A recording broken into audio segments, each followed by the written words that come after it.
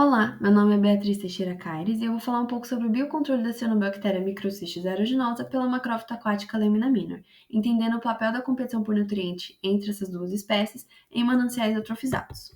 Bom, a gente sabe que a expansão urbana ela traz algumas demandas sobre atividades que ocasionam a liberação excessiva de nutrientes no ambiente, principalmente nitrogênio e fósforo. E o aporte desses nutrientes aos mananciais ocasiona justamente a eutrofização, cuja principal característica são essas extensas florações de cianobactérias, como por exemplo a Microcistis aeruginosa.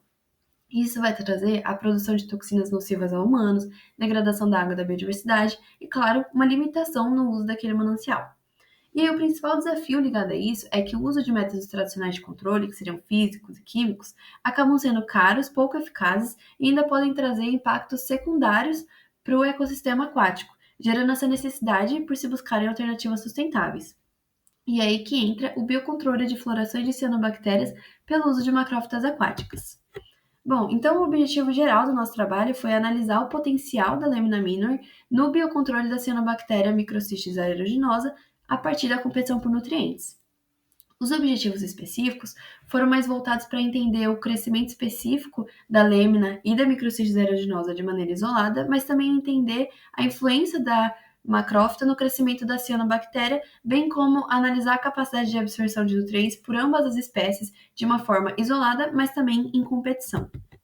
Então, na etapa preliminar, nós começamos pela aclimatação das espécies sob as condições que estão destacadas no canto superior direito do slide, e aí, de forma isolada, a Microcistis aeruginosa ela foi cultivada por 30 dias com o monitoramento da densidade ótica e celular e a concentração da clorofila A. Já a Lamina minor ela foi cultivada por 21 dias com 5 densidades iniciais testadas para atingir a cobertura superficial completa dos recipientes sem que houvesse sobreposição entre os indivíduos. O monitoramento foi feito pelo cálculo da área foliar pelo software ImageJ, pela contagem do número de indivíduos e pelo cálculo da massa fresca. Para o ensaio de competição por nutrientes, a gente teve 4 tratamentos principais, então o controle, as espécies de forma isolada e as espécies em competição, todas sobre as mesmas condições de cultivo durante 21 dias. A gente também fez as análises das concentrações de nutrientes por espectrofotometria, onde o fósforo total e o total dissolvido foram feitos apenas no primeiro e último dia do experimento, e análises do amônio, nitrato e ortofosfato, bem como os índices de desenvolvimento e crescimento, foram feitas semanalmente.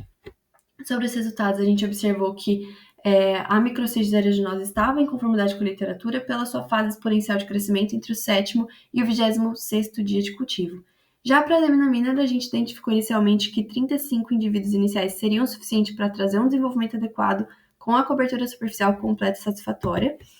E também sobre isso, o primeiro gráfico desse slide, ele indica que a Lamina minor apresentou um melhor desenvolvimento na presença de Microcistis aeruginosa, resultado que só é retificado pelo gráfico um pouco mais abaixo, que indica que a cianobactéria isolada apresentou, no final dos 21 dias, uma concentração de clorofila A significativamente superior aos tratamentos com competição. E esses resultados ao todo, eles sugerem um cenário em que a competição acaba sendo favorável para o desenvolvimento da macrófita aquática, com uma inibição do crescimento da cianobactéria, que são resultados fortemente corroborados pela literatura. Outros resultados que nós conseguimos pelo ensaio de competição por nutrientes foi as concentrações de amônio, nitrato e ortofosfato, que indicam uma simulação significativamente superior em tratamentos com a presença de macrófita, seja ela isolada ou combinada. Então, as nossas principais contribuições é justamente essa elevada capacidade de assimilação de nutriente pela Lamina minor, principalmente de amônio pela sua fácil absorção, destacando esse potencial da macrófita na estratégia de biocontrole de florações potencialmente nocivas de Microcistis aeruginosa. Esses resultados eles são fortemente novamente corroborados pela literatura, porque os autores já destacaram que sim, a macrófita consegue reduzir o crescimento de cianobactéria pela competição de nutrientes, mas ela também consegue resistir e competir mesmo em ambientes com a presença de toxinas. Então, como conclusão, a Lamina minor apresentou essa elevada eficiência de assimilação, destacando seu potencial